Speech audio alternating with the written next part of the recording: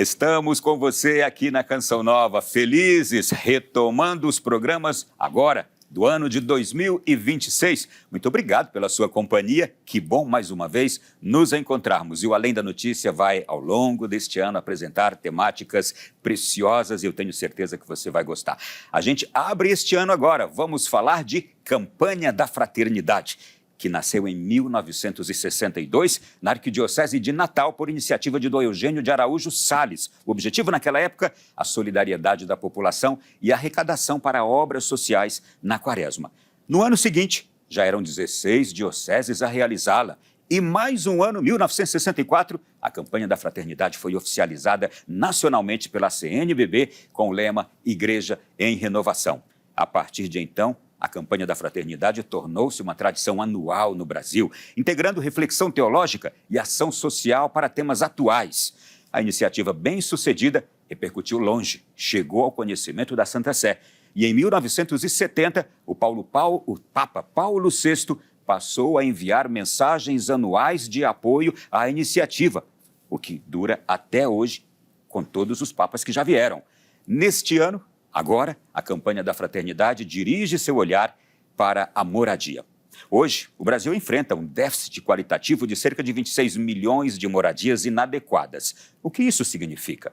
Ausência de saneamento básico, superlotação, isto é, pessoas vivendo amontoadas, e estruturas precárias em áreas de risco. Este cenário desafiador requer ações governamentais imediatas e um olhar atento e misericordioso da sociedade. Bem, para falar sobre este tema, nós trouxemos ao nosso programa e já agradecemos aqui a sua presença, o secretário executivo de campanhas da CNBB, Padre Jean Paul. Obrigado, Padre Jean Paul, mais uma vez, mais um ano aqui com a gente. Bem-vindo. Muito obrigado, Ronaldo. Obrigado a você e a todo o Sistema Canção Nova de Comunicação por essa oportunidade de conversarmos sobre a Campanha da Fraternidade às vésperas da sua abertura. Eu já vi uma mobilização enorme desde o final, o último trimestre do ano passado e já agora neste começo de ano, a igreja no Brasil se mobilizando por causa dessa temática da moradia. Isto quer dizer que a campanha este ano já começou faz tempo.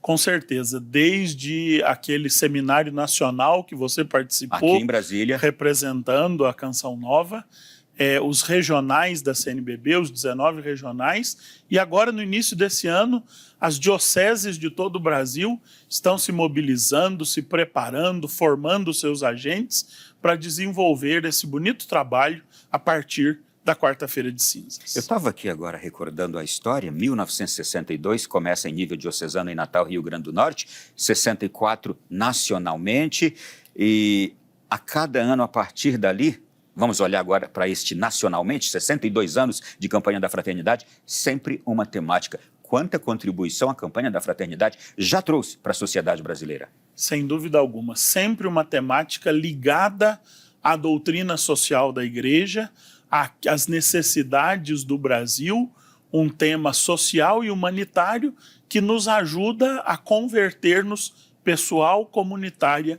e socialmente. E importante destacar que chega num período de maior atenção, eu diria, da Igreja, que é a Quaresma, propondo reflexões sociais. Dom Eugênio Salles, que você citou na abertura, criou a Campanha da Fraternidade já na Quaresma. Ela nunca existiu em outro tempo. Nestes 64 anos, ela acontece na Quaresma. Vale a pena nós lembrarmos aqui o número 101, ou melhor, o número 110 da Sacrosanctum Concilium, que é lá do tempo do nascimento da Campanha da Fraternidade, que a penitência quaresmal não seja só pessoal e individual, mas seja comunitária e social. A Campanha da Fraternidade na Quaresma é uma resposta a este anseio do concílio. E não podemos esquecer, é campanha da fraternidade. O que está em jogo é a fraternidade. E eu ouvi uma frase tão bonita esses dias: se ainda precisamos de uma campanha para que as pessoas sejam fraternas e solidárias, é porque a gente precisa de conversão. Com certeza. Essa é a questão. Nós falamos de moradia esse ano, por quê? Porque são irmãos e irmãs nossos que padecem o seu calvário na situação da moradia. Mas o que está em jogo é a fraternidade. É a fraternidade que exige a nossa conversão. O programa de hoje ele vai abordar aqui diversas nuances deste tema. O senhor já nos trouxe aqui um material vasto e, aliás, há propostas, há material disponível para se viver bem esta campanha da fraternidade nos diversos âmbitos da sociedade? E da igreja. E da igreja. Aqui você tem o manual, que é o conjunto de todo o material preparado. Vou mostrar aqui. É um manual robusto, né, com muitas páginas. Dentro desse manual você tem todo o material preparado. Desde o texto base, você tem aí também, que é a reflexão primeira, aquela desenvolvida antes do início da campanha, para dar base a todo o material.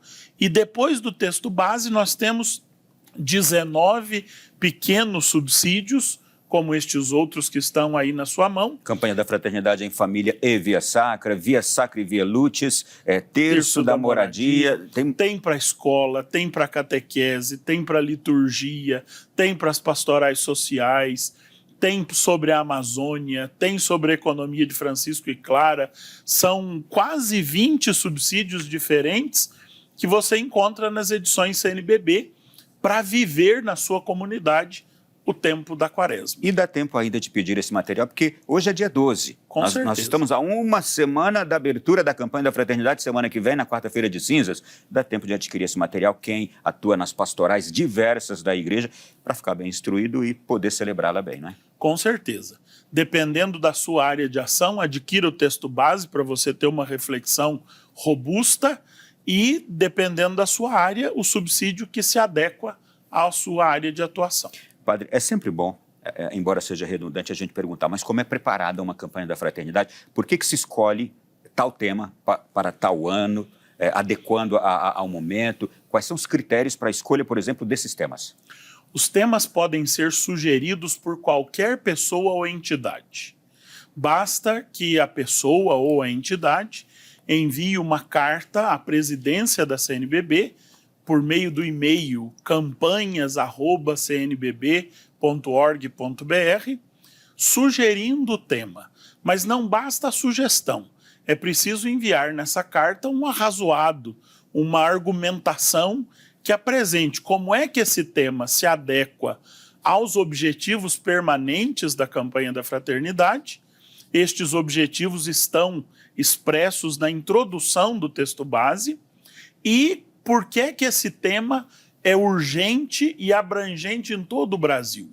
Não pode ser um tema regional, tem que ser um tema que diz respeito a todo o Brasil, porque é uma campanha nacional. Com todos os temas sugeridos naquele ano, em fevereiro do ano seguinte, eu apresento ao CONCEP, que é o Conselho Episcopal de Pastoral, todas as sugestões que nós recebemos no ano anterior. E os bispos fazem não uma escolha, mas um discernimento sobre a campanha da fraternidade de daí a 2 anos. O tema é sempre escolhido com 2 anos de antecedência. Isso quer dizer, nós estamos agora em fevereiro, o senhor já está fazendo esse trabalho de apresentação agora para 2028. Exatamente. Os bispos já estão discernindo o tema de 2028. Esse tema de 2026 foi discernido em fevereiro de 2024. A Pastoral da Moradia e Favelas recebeu em novembro de 23 a aprovação nacional pela CNBB e imediatamente entrou com a carta de sugestão. Em fevereiro de 24, os bispos escolheram Fraternidade e Moradia para 2026. 2027 já está sendo preparado e 2028 já está sendo discernido. Recentemente, na TV brasileira, a gente viu uma série de reportagens por causa do calor, mostrando como as pessoas estavam passando por aquele período do calor, especialmente aquelas que estavam em condições de moradia mais precárias, nas favelas, nas periferias, em barracões, em lugares de amontoados também. E ali a gente se deparou com uma problemática que nem todo mundo está atento no dia a dia. não é? Foi mostrada por causa do período do calor intenso que a gente teve no final de ano. E a gente viu que tem muita gente vivendo mal e vivendo em lugares indignos. Qual é o tamanho dessa problemática? Você faz uma boa ponte, Ronaldo, da campanha da Fraternidade de 2025 sobre ecologia integral com a campanha da Fraternidade de 2026. Quem sofre o aquecimento global com mais intensidade são aqueles que estão privados do urbanismo, que estão privados da moradia digna. Chega a ser 10 graus de diferença a temperatura de uma favela da temperatura de uma área urbanizada e arborizada. Não basta ser urbanizada, tem que ser também urbanizada. Chega a ser 10 graus a mais na favela do que na área urbana arborizada. Com certeza tem consequências na saúde e em várias outras áreas do desenvolvimento daquela família. Com certeza. E essa situação no Brasil é grave, os números são assustadores. Você dizia na abertura de 26 milhões em moradias inadequadas. Mas são mais 6 milhões que não têm moradia, que não têm a casa própria. Se nós juntarmos 26 milhões em moradias inadequadas, aliás, não são 26 milhões de pessoas, são 26 milhões de moradias e 6 milhões de famílias que não têm moradia. Então, nós temos aí 32 milhões, colocando 4 pessoas em cada família, nós temos 128 milhões. Vivendo mal. É metade da população brasileira. Vivendo mal. Vivendo de forma inadequada. Uhum.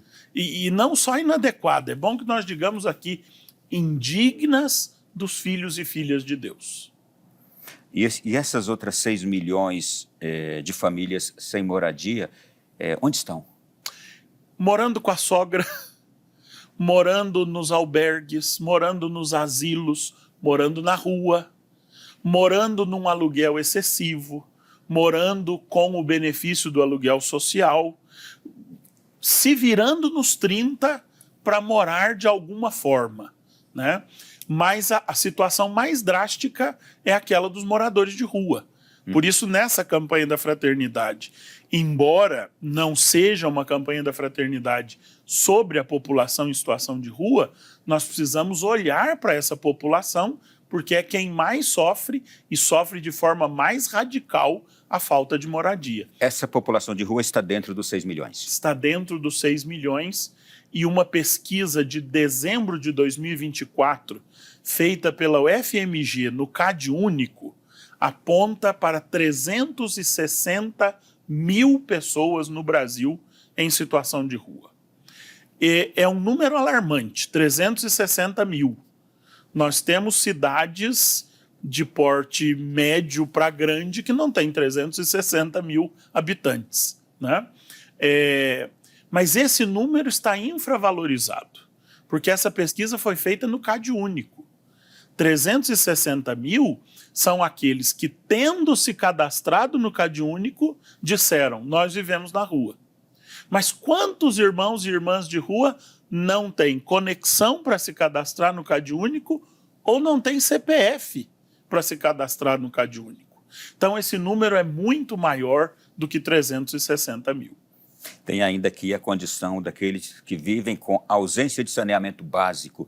É possível estipular também a quantidade dessas famílias?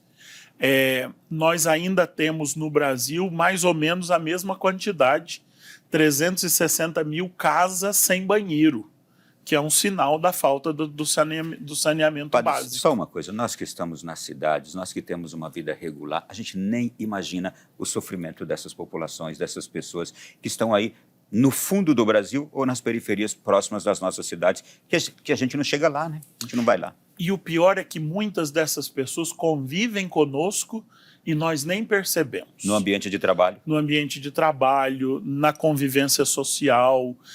Onde nós estamos, se nós abrirmos os olhos, nós vamos descobrir alguém que mora de forma inadequada, alguém que não tem saneamento básico na sua casa, alguém que padece, por exemplo, morando 10, 12 pessoas num único cômodo. São situações as mais variadas que a campanha da fraternidade quer justamente isso, criar essa sensibilidade para que a gente perceba. Eu tenho dito nas formações, nós precisamos de novo reaprender a nos escandalizar diante da moradia precária, porque nós nos acostumamos. Nós andamos aqui pelas grandes cidades, vindo para cá, né, aqui em Brasília, eu passei por pessoas que moram na rua, em casas feitas de lona, entre 2 carrinhos de supermercado. E passamos por essas pessoas, não nos escandalizamos e aí não fazemos escândalos. Nós normalizamos a precariedade e a miséria. E aí o senhor já responde aquela pergunta, por que a igreja tem que falar disso? Já respondeu. Exatamente por isso. Já respondeu. Porque a igreja precisa ser sensível a esse sofrimento. São nossos irmãos. Sim. Não são... nós não deixamos nem os cães viverem de forma indigna. Não, e, aliás, hoje os cães estão melhores tratados do que essas pessoas. Exatamente. Nós não deixamos nem os cães, mas normalizamos a pessoa que vive nessa situação de miséria. Bom, a partir daí eu já deixo aquela outra pergunta, o que a igreja espera alcançar com esta reflexão proposta neste ano. O que ela espera alcançar, mas a quem ela espera alcançar, né? O objetivo geral da campanha de 2026, que é estabelecido pelos bispos, pelo CONCEP, é promover, a partir do Evangelho do Reino de Deus e do Espírito de Conversão Quaresmal, a moradia digna para todos, junto aos demais bens e serviços necessários para a vida na sociedade. Então, o que é que nós queremos? Nós queremos criar essa sensibilização, mas que essa sensibilização nos leve a ações e a parcerias que promovam a moradia para todos os nossos irmãos e irmãs. Então, nós queremos criar essa sensibilização, primeiro em nós mesmos. A conversão, eu gosto muito dessa definição de conversão, é um movimento suscitado pelo Espírito no coração de cada pessoa. Então a conversão nasce em mim. Não tem jeito dela nascer na comunidade ou na sociedade. Ela nasce em mim e sou eu que a levo para a comunidade e para a sociedade. Mas enquanto a conversão, partindo de mim, não chegar à comunidade, à sociedade e à cultura, ela ainda não chegou ao seu destino. Esse nosso programa ele é visto por católicos, praticantes, pouco praticantes, é visto por irmãos evangélicos, é visto por, talvez agora, esteja passando aí no canal, um não católico, um não religioso, que não segue nada, e pode ser visto por muita gente. A campanha da fraternidade é dirigida só aos católicos? Não, de jeito nenhum. A campanha da fraternidade é dirigida a todos os irmãos e irmãs, a todo ser humano que tenta viver em sociedade, que quer o bem do seu irmão, da sua irmã. A campanha da fraternidade é para você. Ela é, por natureza, ecumênica. Todos são bem-vindos nas suas fileiras.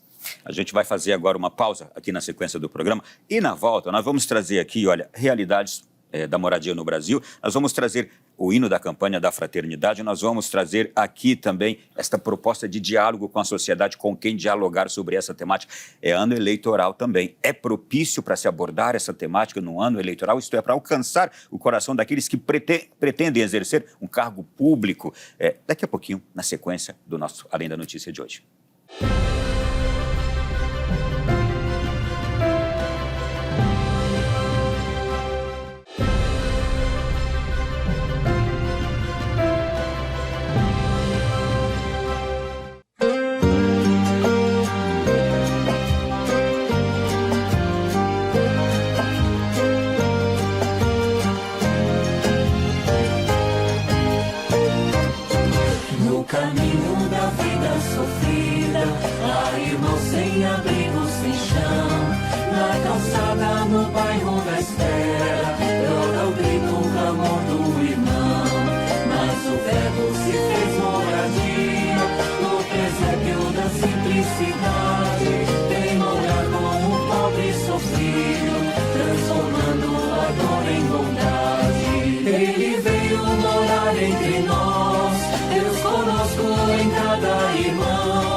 por um lar de amor e justiça, nosso canto as nações ouvirão.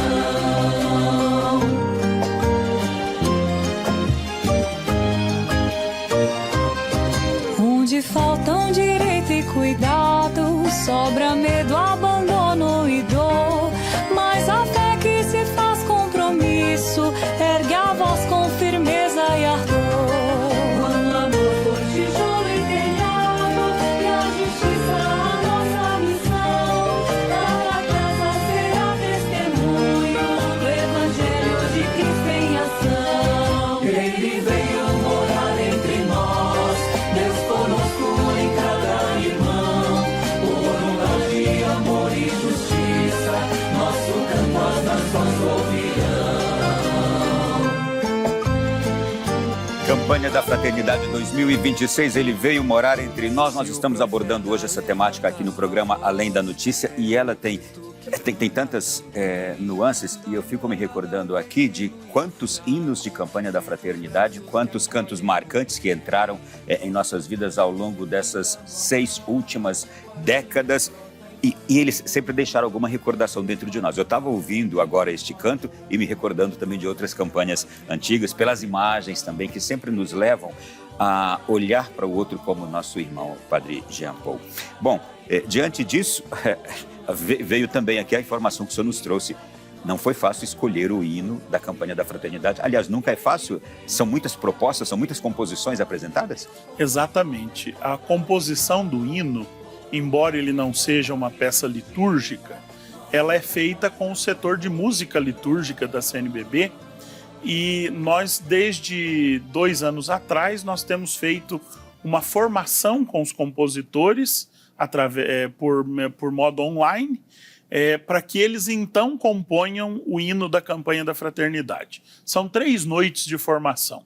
Uma que apresenta a proposta da campanha, uma que apresenta o que é que nós esperamos da letra de um hino e outra o que é que nós esperamos da música de um hino.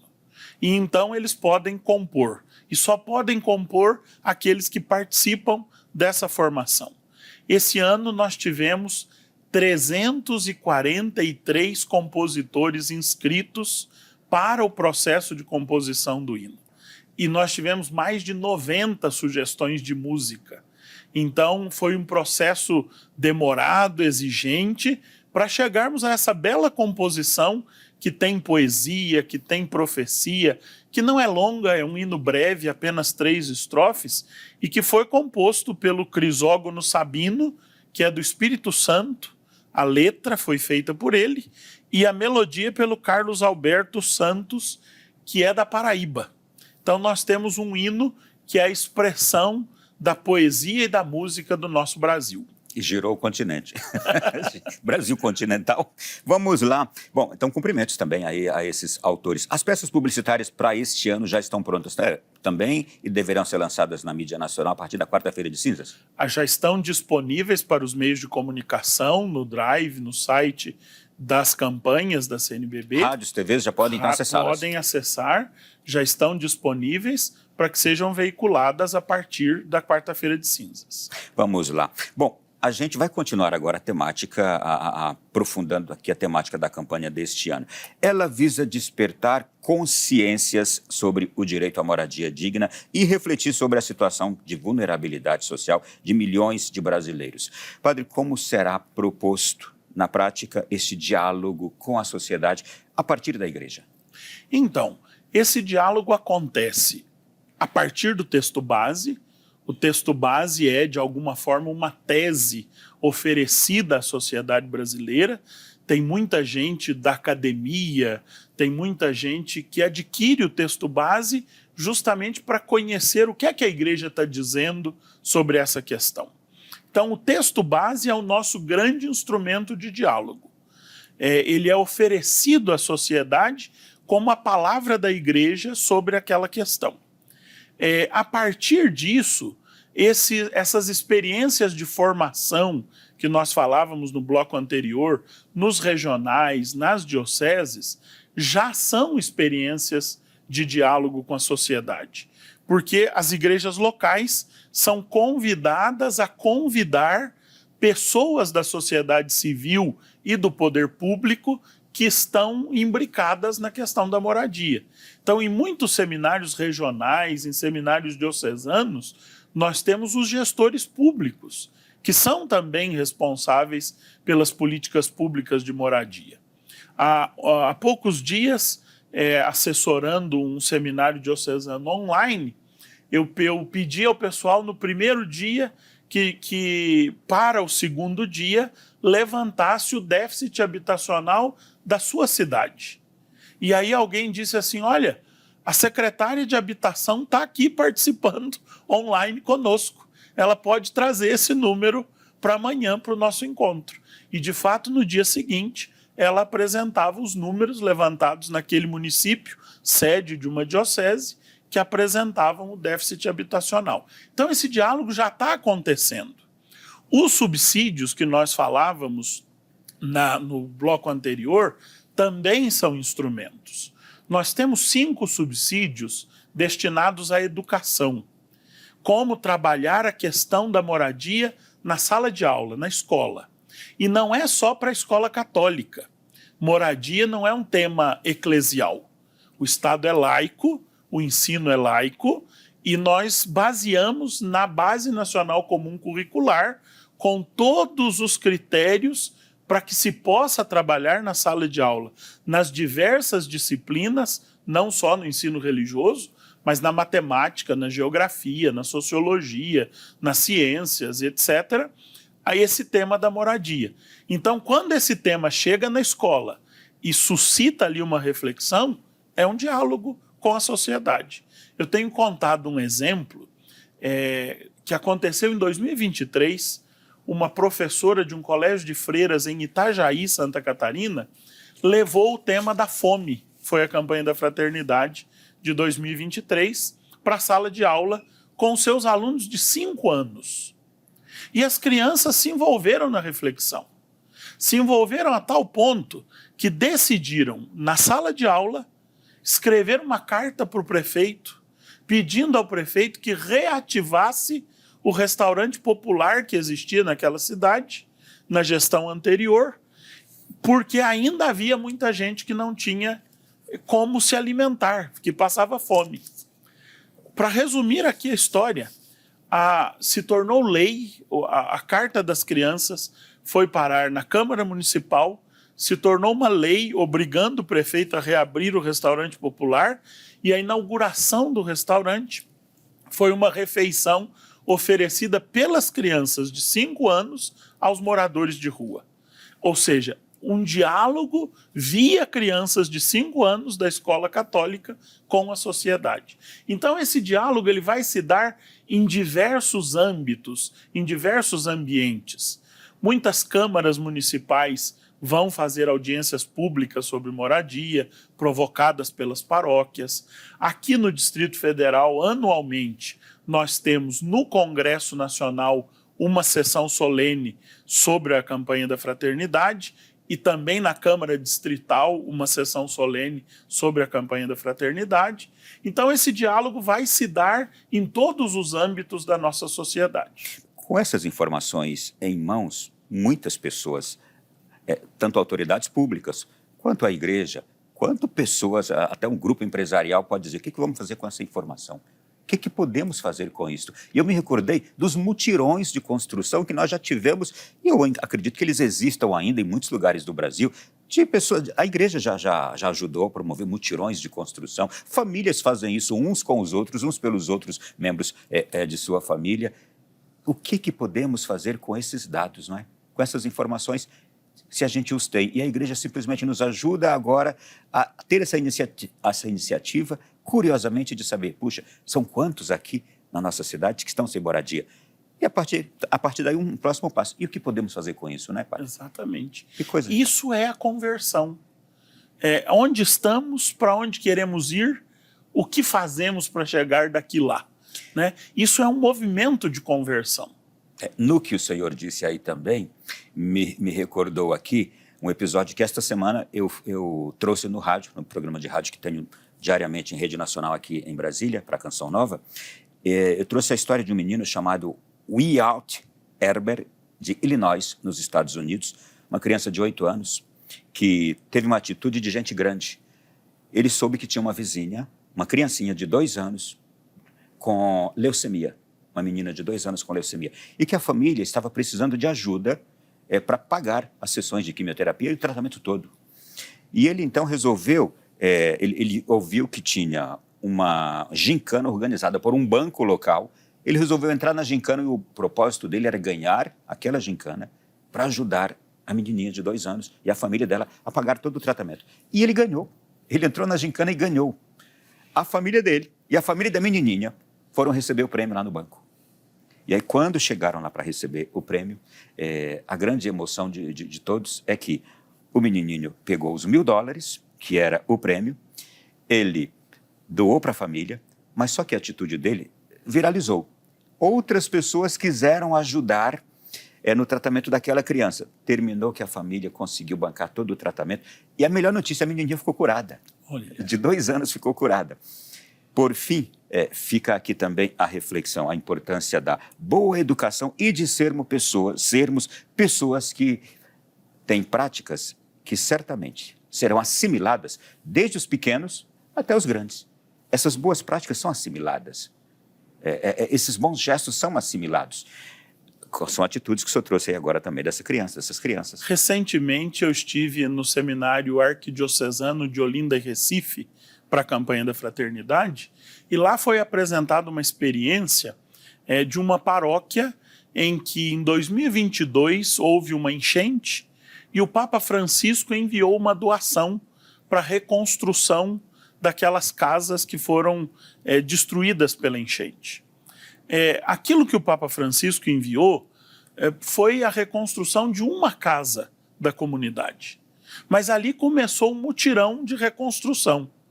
No ano passado, 2025, a paróquia entregou 4 novas casas, foi uma em 2022, 2023 também teve, 2024 também teve, 2025 eles entregaram 4 novas casas, mas agora sem o aporte do Papa Francisco. Agora é a própria sociedade da paróquia daquela região do Recife ou de Olinda, não sei se de Recife ou Olinda, é a própria comunidade que se organiza, que arrecada, que doa, e parceiros procuram a paróquia porque querem entrar nesse mutirão. Isso pode acontecer por todo o Brasil a partir da campanha da fraternidade. Reacendendo o espírito de caridade, que é uma das metas também desse tempo carismal para nós, não é? Colocando a nossa esmola, o nosso jejum a serviço da vida do outro. Naquele grupo nosso lá do seminário, as pessoas estão postando várias iniciativas, reflexões envolvendo as comunidades todas. Aqui, se eu não me engano, é no Rio de Janeiro, a Pastoral das Favelas. Isso aí é o padre de Niterói, que é a referência no Regional Leste 1 da campanha da fraternidade. Ele está visitando uma ocupação, né, próxima à rodoviária Novo Rio, no Rio de Janeiro. E lá no nosso grupo ele comentou que esse povo vive numa situação precária, muito precária. Nós estamos vendo aí, né? Sim. Olha a distância de uma casa para outra. É mau espaço que dá para passar uma pessoa. Sim. Se for uma pessoa assim como eu, vai ter dificuldades. Né? Mas ele diz lá no grupo que a fraternidade que existe entre essas pessoas, ele não viu em outro lugar. E a gente não imagina quantos padres do Brasil afora estão fazendo o mesmo trabalho do padre Adriano, Sim. estão no meio ali dessas populações todas que vivem nesse estado.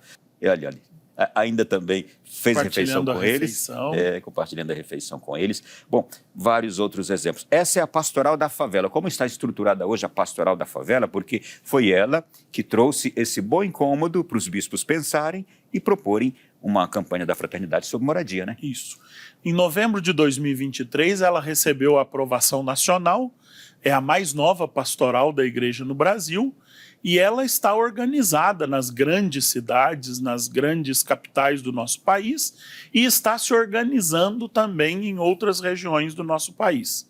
O Frei Marcelo Capuchinho é o assessor, é o coordenador nacional dessa pastoral, e quem quiser fazer parte dessa pastoral pode entrar em contato conosco que nós encaminhamos para o Frei Marcelo esse desejo de cidades, paróquias se mobilizarem. Ela já está disseminada no Brasil todo? Como está? Ela tem de norte a sul, mas ainda não permeia todo o território nacional. Também ela está porque é presente nas grandes cidades, mas ainda não em todas as grandes cidades. E a gente fica observando, a igreja realmente é como o nosso corpo, tem membros de todos os jeitos. Quem são essas pessoas que se interessam por atuar numa pastoral como essa, que não é fácil, né, padre? Lá em Recife, recentemente, eu conheci pessoas que são desde arquitetos e urbanistas que querem se engajar nessa pastoral, até a pessoa que recebeu aquela casa que começou com a doação do Papa. Ela disse: eu fui presenteada pelo Papa com uma casa. Eu tenho que me comprometer para que outras pessoas tenham casa. Que fantástico. Bom, a gente já falou aqui de déficit de moradia, já falou o que isso significa, já falou de moradia inadequada, que é também outra preocupação. Já falamos da quantidade de pessoas afetadas por toda essa problemática no Brasil. O senhor falou de moradia digna também. Quando a gente fala de moradia digna, isso envolve saúde, educação, vida familiar e viver, ao menos ter um lugar para repousar bem o seu corpo, sem preocupações. E a gente está falando, portanto, de um tipo de exclusão social, não é? Sem dúvida alguma. O Papa João Paulo II dizia isso, né? A falta de moradia não de per si já é um problema, mas ela não é só um problema em si mesmo. Ela é o alerta de que muitos outros problemas existem atrás da falta de moradia. Isso está na Sollicitudo Rei Socialis, que é uma encíclica social de João Paulo II. Então, quem não tem moradia dificilmente tem acesso à educação, tem acesso à saúde, tem acesso a um trabalho digno, tem acesso a uma remuneração condigna com o seu trabalho. A falta de moradia é sintoma de uma desigualdade que é anterior à falta de moradia. Provavelmente essa pessoa primeiro perdeu o trabalho, depois perdeu a saúde, depois perdeu o acesso à educação, até chegar a perder a moradia. E a gente não vê, raramente, quer dizer, a gente vê com frequência pessoas relatarem na mídia que vão procurar um emprego e que não tem um endereço para dar. E por isso dão um endereço de outro, de alguém na cidade, porque se souberem que a pessoa mora naquela região também ela possivelmente não será contratada. Exatamente. Infelizmente, no Brasil, a moradia é um critério de segregação da população. Quantas pessoas, ao fazer o seu currículo, e um currículo bom, um currículo potente, essas pessoas não podem colocar o seu CEP. Porque se elas colocam o CEP do bairro onde elas moram, elas são desclassificadas não pela sua competência ou pela sua formação, mas pelo fato de residir em tal bairro. A moradia é, no Brasil, infelizmente, critério de segregação da população. Nós precisamos corrigir isso.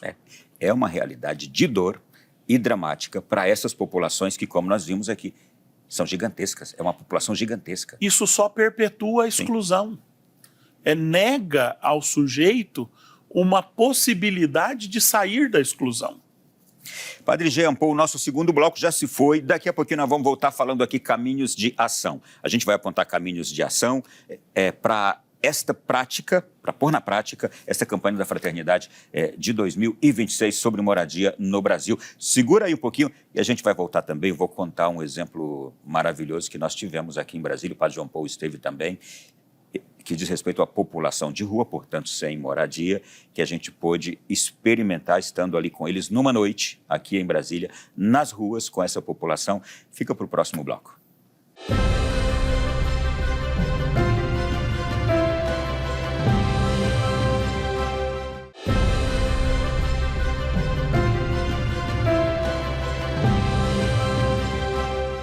O tema do nosso Além da Notícia de hoje é Fraternidade e Moradia. Ele veio morar entre nós e é um tema que já vai entrar conosco no grande período quaresmal que se iniciará na semana que vem, na quarta-feira de cinzas. Olha, Campanha da Fraternidade é o nosso grande gesto concreto ao lado das práticas espirituais que viveremos intensamente no período quaresmal. E que proposta de tema concreto este? Recordar do nosso irmão, estarmos atentos ao nosso irmão, aos milhões de irmãos nossos que têm as dificuldades hoje diversas neste campo da moradia, de uma moradia digna, adequada, de uma moradia em lugares que não ponham em risco a sua vida, a sua família e que também não afetem a sua saúde. São tantas coisas a se refletir e há um arsenal aqui de material proposto pela CNBB, para as diversas pastorais, movimentos, para os diversos campos também de reflexão sobre essa temática. E estou recebendo aqui em nosso programa hoje o padre Jean Paul Hansen, que é o secretário executivo de campanhas da CNBB. A gente conversava no intervalo aqui. Tem muitas favelas no Brasil? Ronaldo, favela tem no mundo inteiro. Mas o Brasil, infelizmente, tem a pecha de ter mais de 12 mil favelas, segundo o último censo. São mais de 16 milhões de brasileiros vivendo em favelas. Viver em favelas é o modo de habitar que mais cresce no Brasil atualmente. Isso não é digno dos filhos e filhas de Deus. É preciso repensar isso. O Brasil viveu, no século passado, uma inversão da pirâmide habitacional. Em 1940, nós tínhamos 85% da população no campo. Em 1980, 40 anos depois, nós já tínhamos 75% da população nas cidades. Esse êxodo rural não é de per si um problema. O problema é que ele aconteceu rapidamente, de modo desgovernado, ou seja, sem o acompanhamento dos governos. As pessoas podem viver onde elas quiserem, mas os governos têm a missão de possibilitar a dignidade da vida onde as pessoas quiserem viver. As periferias foram inchadas com essas pessoas que vieram do êxodo rural e se estabeleceu aí esse modo de habitar chamado favela. Nós precisamos dar uma solução para essa questão. É muito grande o número de favelas e o número de pessoas que habitam essas realidades que não optaram por isso. Eu gosto de brincar assim, quem mora na favela é porque não teve a oportunidade de morar na Faria Lima. Uhum. Se eu tivesse a oportunidade de escolher entre uma e outra, a favela não seria escolhida. Porém, ele nasceu na favela, seus pais já viveram na favela, ele tem uma história na favela. Nós precisamos dar dignidade a esta vida lá onde ela se estabeleceu, e não simplesmente querer tirá-la de lá, querer mudar a favela de lugar ou despejá-la da sua moradia. Você sabe que a palavra, o termo, a nomenclatura, ela dá um entendimento ou não àquilo que se quer mostrar e dar visibilidade. O fato de se ter chamado, ou mudado a forma de chamar favela de comunidade em muitas partes, não invisibilizou essa realidade? A nomenclatura tentou dar uma dignidade àquele aglomerado. Que não acompanhou, né? Que não acompanhou. O nome se tornou mais urbano, suave, mas a realidade, às vezes, se tornou mais aguda. Sim, sim. Bom, nós vamos seguindo aqui nesse programa, e como agora a meta é apresentar propostas, conversar aqui sobre linhas de ação, estamos em ano eleitoral. E o senhor já nos deu aqui uma linha importante, dialogar com toda a sociedade. É um momento oportuno também de se dialogar com as autoridades em poder e aquelas que pretendem o poder? Com certeza. A campanha da fraternidade não se pauta pelo fato de ser ano eleitoral. Esse tema não foi escolhido porque era ano eleitoral. Esse tema foi escolhido porque ele foi sugerido pela Pastoral de Moradia e Favelas. Os bispos julgaram oportuno nesse momento da história. E calhou que é num ano eleitoral. Sem dúvida alguma, é uma questão que deve ajudar no nosso discernimento cristão acerca de quem serão os nossos candidatos. E os candidatos que se pretendam os que pretendam os votos dos cristãos devem apresentar propostas concretas de políticas públicas para a moradia. E o desejo do compromisso, né? Porque pode acontecer também desses candidatos apenas a apresentarem, porque veio muito oportuno fazer isso, até observando que o Brasil inteiro está falando sobre a temática por causa da igreja, mas de assumirem compromisso, né? Claro, com certeza. Comprometerem-se com políticas públicas de moradia que são insuficientes hoje no nosso Brasil. Muito insuficientes. Precisamos crescer muito, não precisamos criar leis, precisamos efetivar leis por meio de políticas públicas. Ô, padre, mas é realmente oportuno, inclusive, há aqueles homens e mulheres que a gente sabe que são pessoas de bem, que estão pretendendo assumir cargos na vida pública, na política, é que de fato se debrucem sobre a temática, se sensibilizem como a igreja se sensibilizou e está propondo agora. Se sensibilizem de verdade, e aí assumam compromisso de verdade na sua campanha e eventualmente sendo eleitos, que não esqueçam essa pauta, né? Sem dúvida. E essa pauta, Ronaldo, ela é uma pauta municipal, estadual e federal. Diferente de outros direitos, como, por exemplo, a educação. A educação básica é responsabilidade do município, o ensino médio é responsabilidade do Estado e o ensino superior é responsabilidade da União. Na moradia isso não acontece. A moradia é igualmente responsabilidade do município, do Estado e da Federação. Então, os candidatos a vereadores, a prefeitos, a deputados estaduais, a governadores, a deputados federais, senadores e a presidência da República, todos eles precisam se envolver com a questão da moradia, que normalmente é uma questão esquecida durante as campanhas e ainda mais no exercício dos eleitos. O que a igreja está fazendo aqui é pegando um grande facho de luz e jogando sobre essa questão para auxiliar-nos, todos nós, sociedade, a enxergarmos aquilo que estávamos acostumados a passar o olhar e entender como normal aquilo que o senhor disse no comecinho do nosso programa. Mas vamos lá. No ano passado nós tivemos uma experiência fantástica também, naquele seminário que aconteceu aqui em Brasília. Foi uma proposta que eu tenho certeza, quem a viveu não esquece mais e sai dali de fato com o compromisso de o que eu posso fazer. Eu quero fazer alguma coisa por isto, eu quero fazer mais, eu quero fazer parte do grupo que está cuidando dessas questões. Nós saímos aqui da sede 2 da CNBB, como eu costumo chamar aqui a casa do Luciano Mendes, com todos aqueles participantes, acho que estavam ali entre 80 e 100. Exatamente. E fomos até o setor comercial sul aqui em Brasília, para uma noite com aquela população de rua. Foi ofertado um jantar.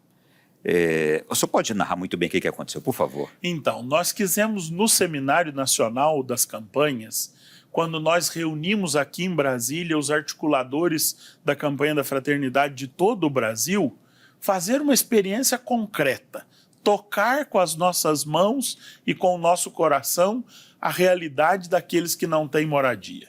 E por isso, na noite do sábado, no seminário, nós fomos até o setor comercial sul, como você disse, fizemos ali a experiência de com as pessoas da pastoral do povo da rua, das comunidades que atuam junto ao povo da rua, ir abordá-los onde eles estavam, acampados, né? Ou amoitados, como eles ficam, conversar com eles e trazê-los ali para a Praça Central com essa promessa de um jantar, de um momento de oração e de um jantar compartilhado. E foi mesmo assim.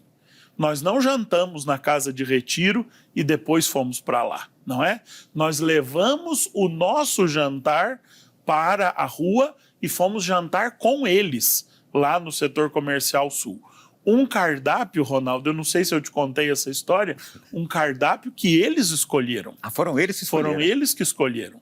Dias antes, nós fomos lá, junto com a comunidade que trabalha com eles semanalmente, e perguntamos a eles o que eles tinham vontade de comer. E eles disseram para mim assim: padre, por favor, não traga sopa. Nós ganhamos sopa todo dia. Não traga macarronada, galinhada, essas nhadas aí, porque isso nós ganhamos todo dia. Sabe o que nós temos vontade de comer? Um arroz com feijão, farofa e carne moída. Comida caseira, comida de todo dia em casa. Isso é que nós temos vontade. E se você se lembra, foi isso que nós levamos, né? Partilhamos com eles, rezamos com eles, começamos a oração da forma como nós havíamos planejado e eles então quiseram dar o seu tom na oração. Houve pessoas em situação de rua que quiseram cantar o seu louvor e então puderam cantar lá no microfone, a tal ponto que a gente já não conseguia mais rezar, porque um já queria cantar uma música sertaneja, o outro já queria pegar o violão. E nós tivemos ali, por exemplo, um irmão de rua que pegou o violão do padre Jair, que estava para tocar na oração, e tocou e cantou o resto da noite. E não se preocupou em comer. Ele esqueceu de jantar. Por quê? Fazia tanto tempo que ele não tinha acesso a um violão e a cantar para algumas pessoas, que ele se satisfez de passar a noite com o violão do padre Jair e dar ali o seu show e cantar com aquele pessoal que estava ali. Foi, de fato, uma experiência marcante, uma experiência transformadora, não só para todos os que estavam ali, mas eu digo para mim, pessoalmente. Mas a gente teve também outros relatos magníficos. Eu ouvi umas 2 ou 3 pessoas dizerem assim, que teve irmão de rua, que ali na mesa, estávamos sentados entre eles, na mesa disse assim, olha, o mais importante dessa noite aqui, não é essa comida que a gente está aqui comendo com vocês, mas é que vocês estão conversando conosco. Isto é poder ouvi-los. Pois é. E eles puderam falar ali com pessoas sentadas à mesa com eles, que foram colocadas mesas, Sim. tudo direitinho, com cadeiras. Com toalhas. Com toalhas, não é? E puderam ser ouvidos, falar de suas vidas. E é nessas horas que a gente descobre razões, motivos, entende a realidade de muitos deles. E é nessas horas que a gente diz, puxa vida, eles precisam de nós exatamente porque se a gente não entendesse, não conhecesse, a gente simplesmente julgaria. Não é? Eles precisam de nós verdadeiramente. Sabe uma descoberta que eu fiz nesse processo desse jantar, Ronaldo? Que o que eles mais desejam na rua, o que eles mais querem, o que mais pedem é água fresca. Eu fiquei assustado com isso quando eu fui nas visitas prévias aquela noite. Porque a gente oferecia comida e eles diziam, não tem água fresca? E eu perguntei ao pessoal, mas por que água fresca? E eles me disseram assim, porque água quente eles têm. A água da torneira da rua que eles têm acesso nunca é fresca. Aqui em Brasília, a água da rua nunca é fresca. Né? E eles perguntam para nós assim, não tem água fresca? Tanto que o pessoal que vem com vasilhas térmicas para manter a água fresca e oferecer-lhes a oportunidade de beber um copo de água fresca. Tem coisa mais banal e corriqueira na nossa vida do que abrir a geladeira e tirar um copo de água? Ainda que a gente não tenha mais nada na geladeira, água nós temos sempre na geladeira.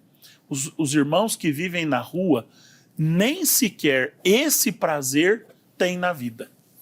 Eu tenho perguntas aqui, por exemplo, mas eu já me lembrei de outro fato que o senhor contou. Eu vou deixar o fato para daqui a pouco. Tá. Como as paróquias e comunidades podem entrar para valer nessa campanha? Olha, assumindo a campanha, sabe? Se preparando, estudando o texto base, formando os seus leigos e leigas nessa questão, colocando a pauta em cima da mesa. Mas depois também de muitas outras formas, como você mesmo citava, levantando o déficit daquela realidade. Na minha paróquia, quantas pessoas existem que não têm casa? Quantas pessoas existem em situação inadequada? Quantas pessoas existem em situação de risco, de deslizamento ou de inundação? Quantas pessoas existem vivendo nas favelas? Quantas pessoas existem morando nas ruas? Né? E trazer essa temática e essa situação concreta para a mesa da comunidade, conversar sobre isso. Mas eu queria dizer, Ronaldo, não só para as pessoas das paróquias, mas para nós que estamos aqui, para quem nos assiste nesse momento. A nossa primeira tarefa nessa campanha da fraternidade, que começa na Quaresma, é rezar. Rezar por essas pessoas. Nós não precisamos esperar quarta-feira que vem para começar a rezar por essas pessoas. Nós podemos começar hoje. Sabe, a oração é um exercício primais da quaresma.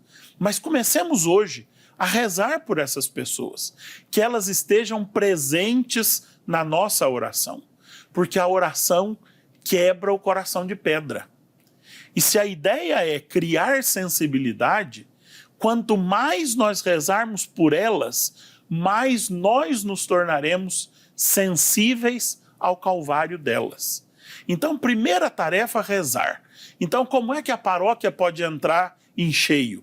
Rezando a oração da campanha da fraternidade, colocando em todas as missas uma prece por algum desses grupos que padecem a questão da moradia, rezando essa situação para valer, com a via sacra da moradia, com o terço da moradia, com o retiro popular quaresmal, com a adoração eucarística, celebração penitencial, com os diversos subsídios que existem para que a paróquia viva bem a campanha da fraternidade. O senhor, como padre, vai entender perfeitamente o que eu vou dizer agora também. Quando a gente tem diferença com alguém, ou quando a gente não tem proximidade com alguém, ou quando a gente é indiferente a alguém, a gente, não conhecendo aquela pessoa, não entra na sua dor. E eu ouvi um irmão aqui na Canção Nova me dizer, tempos atrás, o seguinte: Ronaldo, quando a gente conhece as pessoas, a gente ama. O que eu quero dizer com isso? Estou falando do que as paróquias podem fazer, o que a gente pode fazer, a sociedade pode fazer. Eu fiquei imaginando aqui uma paróquia. Se numa paróquia a gente vê aqueles irmãos todos na missa, ou até na nossa pastoral, no nosso grupo, e a gente sabe que tem uma pessoa ali que vive numa situação de precariedade, moradia, um exemplo apenas, e a casa daquela pessoa tem uma telha que não é adequada, e que quando chove pinga, ou se ela mora num casebrezinho, como a gente viu desses aqui atrás agora, há pouco, se tem ali alguém que conhece aquela pessoa, e que se afeiçoa por ela, por quem ela é, e sabe que ela está passando por aquilo ali, aquela pessoa vai mover mundos e fundos para ajudá-la a colocar um telhado, vai mover os irmãos, vamos levantar a parede da casa dela, que lá é perigoso, é bom que se construa a parede lá para proteger a casa dela, alguma coisa assim. E isto, padre, vai de um simples telhado, uma simples janela, uma simples porta, até mesmo alguém que, conhecendo esse irmão e essa irmã, vai dizer: eu tenho um terreno em tal lugar e eu posso doar o terreno para aquela pessoa construir a casa dela. O segredo é a gente que está perto desses irmãos se conhecer, procurar se interessar, porque do nosso coração vão jorrar rios de água viva. Com certeza. Não é? Que vão alcançar outros irmãos, que surgem assim os multirões e tantas outras coisas. O segredo é a gente se interessar pelo irmão que a gente vê que tem uma condição inferior à nossa, que a gente sabe onde é que ele mora, se interessar, se sensibilizar mais. A quaresma também vai nos favorecer a isso, né? Com certeza. Você está dizendo aí do desafio da proximidade, né? No cartaz da campanha da fraternidade desse ano, nós temos uma escultura que é um desafio à proximidade. O Timothy Mouse, que é um escultor católico canadense que fez aquela imagem que está no cartaz da campanha da fraternidade. O Jesus deitado. Jesus deitado. No banco. Exatamente. Ele deixou uma vaga no banco para a gente se assentar. Mas nem sempre a gente está disponível a se aproximar de quem a gente não conhece. O nosso desafio é esse, né? A gente está vendo aí a imagem do Cristo sem teto, essa escultura do Timothy Mouse. O rosto do Cristo não aparece, não dá para a gente reconhecê-lo pelo rosto. As mãos do Cristo e os seus braços não aparecem, não dá para ver as suas mãos. Mas quem se sentar naquela vaga que existe no banco vai descobrir que nos pés desse homem sem teto há chagas, estão os buracos dos pregos. Ou seja, esse homem sem teto é o Cristo. Mas só descobre quem se aproxima. O desafio da proximidade é esse. Quem olha de longe não vê. A gente vai ver que os pés estão com feridas, estão com chagas. A gente vai perceber naquele irmão que se aproximou por que ele bebe, não é? E para concluir aqui rapidamente... Por que ele vive na rua? Por que ele vive na rua? Eu me recordo aqui de um exemplo que, vez por outra, eu trago aqui ou no rádio, de uma senhora que por longos anos viveu ali na porta de entrada da Rádio Vaticano, o período em que eu vivi lá no início dos anos 2000, eu via aquela senhora e ninguém conseguia tirá-la, nem a direção da rádio, nem a família que foi buscá-la, não é? E um dia eu perguntei para o recepcionista da rádio, mas por que essa senhora está aqui? E por que ela não sai? Por que ninguém tira? Ele falou primeiro, Ronaldo, ela não quer sair daqui, ela quer ficar aqui. Todo dia ela passa o dia inteiro aqui, de noite ela desaparece, mas de novo ela já está aqui, todos os dias chega ali, senta, não conversa com ninguém, mas o pessoal ajuda, traz comida e tudo. Eu falei, mas quem é essa senhora? Aí disse, era uma senhora de família riquíssima, alemã, advogada muito bem sucedida, que foi traída pelo marido e não resistiu à dor da traição e saiu perambulando pelo mundo e veio parar aqui. É se aproximando que se conhece e que se pode propor a ajudar. Exato. Eu conheço histórias muito parecidas com essa e que já me tiraram o chão. Nós precisamos desejar tirá-los da rua, dar-lhes dignidade, mas se eles quiserem. Se eles não quiserem, ou se eles não conseguirem ou não puderem, a rua é pública. É direito deles permanecerem ali. Essa mulher precisava permanecer ali na porta da rádio porque ela não conseguia ser outra. Eu conheci um senhor que andava de São Paulo a Belo Horizonte pela Fernão Dias, indo e vindo, e ele dizia, até que uma carreta me mate e eu pague por aquilo que eu fiz. Ele tinha cometido uma atrocidade na sua vida e ele diz, eu tenho casa. E ele me dizia, padre, a minha casa é muito melhor do que a sua. Eu tenho casa. Minha mulher que me ama mora na casa com meu filho, mas eu não sou capaz de viver lá dentro. Se o senhor me convidar para dormir dentro da sua casa, eu não durmo. Eu preciso viver na rua. E eu vou viver na rua até que uma carreta me pegue. Né? Ele não sabia viver de outra forma. É direito da população em situação de rua estar na rua. Veja até onde essa temática nos leva, né? É um campo aberto. Sem dúvida. Tá, vamos para o intervalo. Já já a gente retorna para o último bloco aqui, Deixa Além da Notícia. Tem mais gente para participar conosco. Vou mostrar aqui algumas atividades, iniciativas que estão sendo realizadas no Brasil para propagar esse tema da campanha. Já já.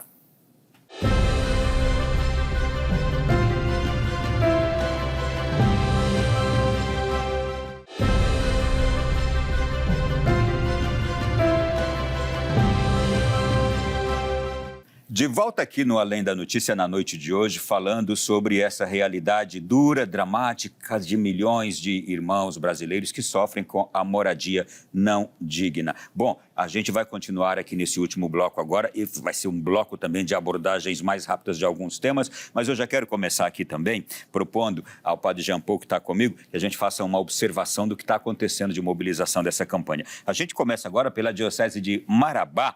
Dom Vital Corbellini, que é o bispo diocesano, ele também esteve lá à frente nesses últimos dias de uma iniciativa já para divulgar em vistas da campanha da fraternidade. Vamos vê-lo. Olá, meu irmão, minha irmã, estamos convidando você, sua comunidade, para participar do encontro de formação da campanha da Fraternidade 2026. Ele veio morar entre nós. Fraternidade e moradia. Dom Vital é um grande companheiro da campanha da Fraternidade, um patrólogo, um especialista nos Santos Padres da Igreja, que sempre nos ajuda a encontrar a temática da campanha da Fraternidade nos escritos dos padres da Igreja. E lá em Marabá, a formação já aconteceu, foi um sucesso, teve uma enorme participação dos fiéis da Diocese de Marabá. Eu vou pedir à nossa equipe que venha mostrando aqui agora também outras iniciativas, mas eu já quero começar pelo Rio de Janeiro. A gente está vendo fotografias ali agora. Foi promovido pela Pastoral da Moradia e da Favela, em parceria com a coordenação dos Círculos Bíblicos da Arquidiocese. Reuniu lideranças comunitárias, agentes pastorais, membros dos Círculos Bíblicos dos Vicariatos Norte e Tijuca. E assim ainda, se a gente tiver outras fotografias, vou até pedir a vocês que já ponham também essas fotografias aqui para a gente ver ações diversas que aconteceram em várias partes do Brasil nesses últimos meses, já em vistas da campanha que está para começar na semana que vem. E a gente está vendo aí essas fotografias todas. Padre, para dizer que essas iniciativas, elas fazem toda a diferença, fomentam, fazem toda a diferença, né? Sem dúvida alguma. São essas iniciativas que fazem chegar nas bases, nas pessoas, nos corações, a sensibilização para essa temática da moradia, como nós estamos tentando fazer aqui com os nossos telespectadores. Essa população de rua enfrenta também um outro desafio muito particular. Muitos deles não têm documento. O senhor contou um episódio no ano passado de algo que aconteceu, acho que foi no Nordeste, com uma pessoa de rua que precisava de um CPF. Vamos ver agora a dificuldade que essas pessoas passam por não terem documento. O que aconteceu? A CNBB tem uma parceria com o MEC, o Ministério da Educação, e que já foi até pauta aqui de programa com você, né, chamada Capacita em Rede. Usar as redes da igreja para que a capacitação profissional oferecida pelo MEC chegue aos rincões onde o governo ainda não chega e a igreja já está. Nós, lá em Imperatriz, no Maranhão, a Pastoral do Povo da Rua assumiu o Capacita em Rede. E, analisando a realidade de Imperatriz, descobriu que se oferecesse aos irmãos em situação de rua um curso de pintura automotiva, eles teriam nicho para encontrar emprego em Imperatriz, nas oficinas, nas mecânicas, etc. Então, a pastoral organizou um curso do Capacita, 50 horas de duração, que ia acontecer no galpão da pastoral. Conseguiram lá uma loja parceira que ofereceu as tintas, emprestou o compressor, conseguiram lá no Ferro Velho um carro batido para eles fazerem as aulas práticas, e o carro estava lá no galpão da pastoral já para o curso começar, e o Instituto Federal abrindo o edital para a matrícula dos irmãos em situação de rua, 50 vagas. Quando a pastoral se deu conta que os irmãos em situação de rua de Imperatriz, nenhum deles possuía CPF para se matricular no curso. E agora, como é que a gente faz? O Instituto Federal não pode matricular alguém sem o CPF. O edital está aberto, os irmãos não têm CPF. Eles me acionaram aqui em Brasília, eu tinha uma agenda já marcada no Ministério do Desenvolvimento Social, e lá nós conseguimos articulação com o coordenador nacional dos CRAs, que queria, em primeiro momento, que os irmãos em situação de rua fossem ao CRAS de Imperatriz. Ele ia ligar para o diretor do CRAS de Imperatriz, dizendo, olha, receba aí os irmãos de rua e deles um CPF, para eles se matricularem no curso. E eu disse para ele, não, vamos fazer diferente. Vamos mandar o CRAS para a rua, em vez de trazer os irmãos de rua para o CRAS, porque os irmãos de rua morrem de medo, com razão, dos aparelhos do Estado, porque são muitas vezes opressores. Então, vamos mandar o CRAS para a rua?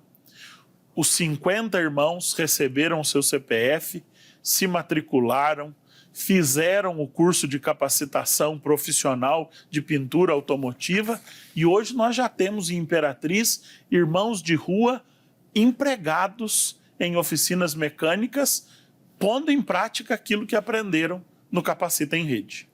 Que coisa fantástica. Eu quero mandar um abraço aqui para o Roberto, do Capacita em Rede, que está Brasil afora fazendo essa revolução fantástica de oferecer esse tipo de ajuda que a população mais carente tem, não é? O Roberto esteve aqui, contou experiências magníficas. Então, cumprimentos aí ao Capacita em Rede. Deixa eu seguir aqui agora. A gente está prestes a começar a campanha da Fraternidade, o lançamento quarta-feira que vem. Como será o lançamento? Novamente, onde será o lançamento?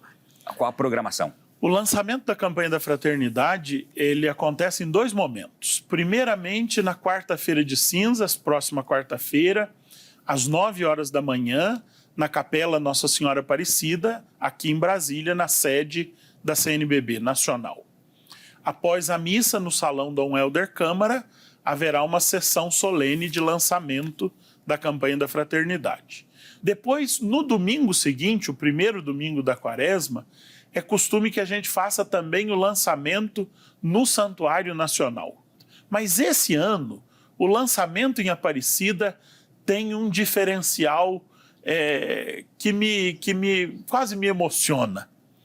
Nós vamos no sábado, na véspera do lançamento em Aparecida, abençoar e inaugurar uma imagem de Cristo sem teto enviada pelo Timothy Schmaus, que vai ficar nos jardins do Santuário Nacional. Nós temos no Brasil uma imagem do Cristo sem teto. Essa mesma imagem que está no cartaz principal. Está no cartaz, né? Enviada pelo seu escultor, pelo seu autor. Ele é um canadense, né? É um canadense. Nós temos uma no Brasil que está nos jardins da Catedral do Rio de Janeiro. Há mais de 50 pelo mundo, mas nós vamos inaugurar no sábado, na abertura da campanha da Fraternidade em Aparecida, a segunda imagem.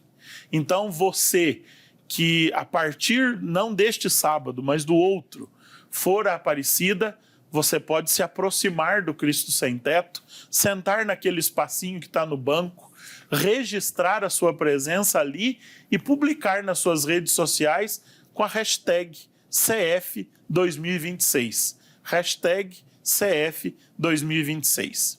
Nós vamos seguir falando deste assunto, mas agora eu quero entrar também no gesto concreto da campanha da fraternidade. Se a Quaresma nos dá como gesto concreto aqui no Brasil a campanha da fraternidade, a campanha da fraternidade tem por si um gesto concreto também, que é a coleta solidária.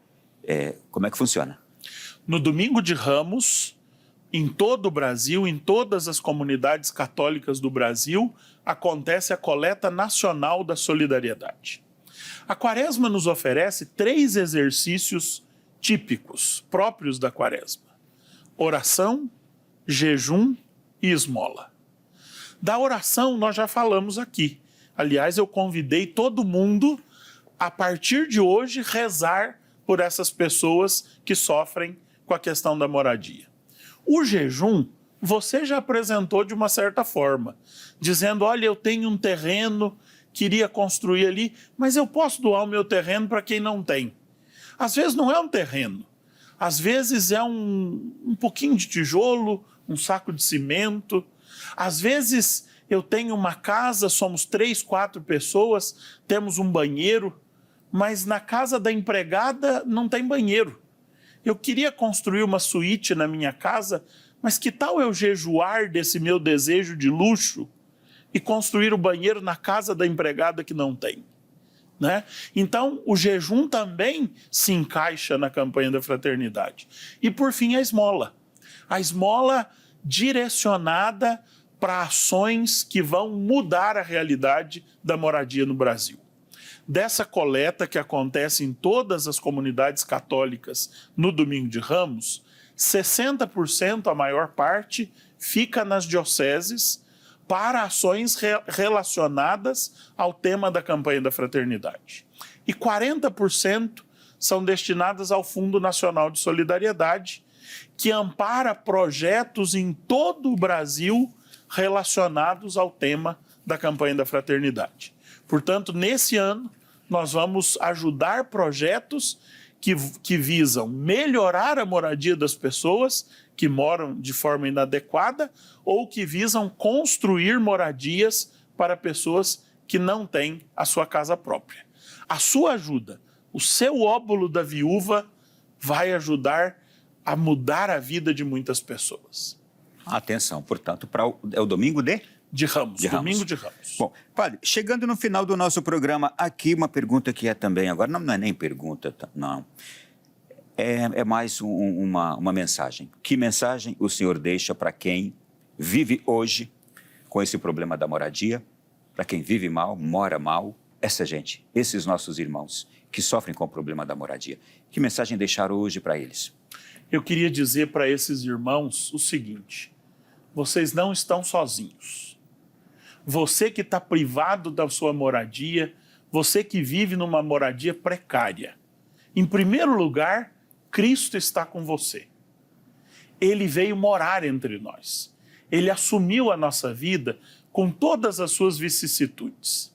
Ele nasceu numa estrebaria, porque não havia lugar para ele na hospedaria. Ele viveu sem teto, a ponto dele mesmo dizer que o Filho do Homem não tem sequer onde reclinar a cabeça. Você não está sozinho. O Cristo está contigo. E contigo também está a Igreja do Brasil, porque ela é discípula de Cristo, seguidora de Cristo. E onde o Cristo tira os pés, nós colocamos os nossos. Por isso os nossos passos nos levam até vocês. E eu queria, Ronaldo, com a sua permissão, deixar também uma mensagem para os outros irmãos que têm casa. Não, mas é isso que eu ia perguntar agora. E para quem tem casa? E muitas vezes uma casa de luxo, e muito luxo, que talvez não fosse nem necessário, mas é direito seu, é liberdade sua. Para quem tem casa, o que dizer? Eu queria partilhar com vocês, outros irmãos e irmãs, uma reflexão que eu ouvi recentemente de Dom Paulo Jackson, vice-presidente da CNBB e arcebispo de Olinda e Recife. Eu sintetizei a reflexão da seguinte forma. Todos nós conhecemos a parábola do bom samaritano. A parábola do bom samaritano tem uma pergunta fundamental. Quem é o meu próximo? Ela tenta responder a essa pergunta. Essa é a mesma pergunta que move a campanha da fraternidade. Quem é o meu irmão? Como vive o meu irmão? Mas, infelizmente, como na parábola do bom samaritano, ainda hoje existem pessoas e grupos que escolhem passar pelo outro lado do caminho, que desviam-se da miséria humana, que desviam do sofrimento, que desviam da causa social, que desviam da campanha da fraternidade. Eu queria convidar você a não ser um sacerdote ou um levita, mas ser um bom samaritano, vendo, sentindo compaixão e se comprometendo. E como os exemplos daquelas crianças que a gente contou aqui, o milagre do amor, né? Com certeza. Ele é possível. Padre Jean Paul, foi um prazer recebê-lo mais uma vez, obrigado. Bom trabalho para vocês nesta campanha, vocês que estão envolvidos diretamente, mas eu diria, é um bom trabalho a todos, nós todos temos que nos envolver diretamente. Vou pedir ao senhor que nos deixe agora a bênção de Deus, para todos nós que estamos acompanhando agora aqui o programa, e para todos nós, igreja, que teremos este desafio salutar de refletir e levar para a sociedade essa temática tão necessária. Eu agradeço, Ronaldo, a oportunidade, a você, ao Sistema Canção Nova de Comunicação, a oportunidade de estar aqui, de conversarmos tão fraternalmente sobre a campanha da fraternidade, sobre a moradia, propondo a todos os telespectadores da Rede Canção Nova essa temática que é a temática da igreja nessa quaresma. Eu quero pedir a Nosso Senhor que nesta bênção abençoe a você, Ronaldo, abençoe a todo o Sistema Canção Nova de Comunicação, abençoe a campanha da fraternidade, a igreja no Brasil, abençoe a todos os homens e mulheres de boa vontade que se empenham e que a partir dessa campanha vão se empenhar por moradia digna para todos, todos, todos. E a todos eu abençoo em nome do Pai, do Filho e do Espírito Santo. Amém. Muito obrigado. Até o ano que vem? Se Deus quiser. Na próxima campanha. A gente se encontra mais ao longo do ano para outras coisas. Se Deus quiser. Foi um prazer, muito obrigado. E a você também que esteve conosco aqui na Canção Nova nesta noite. Começamos o ano para valer e vamos agora também começar daqui a pouco uma quaresma, uma campanha da fraternidade. E vamos começar tudo aquilo que o Senhor pedir de nós, nos entregando por inteiro. Boa noite, fique com Deus, até a próxima semana, se Deus quiser, em um novo Além da Notícia.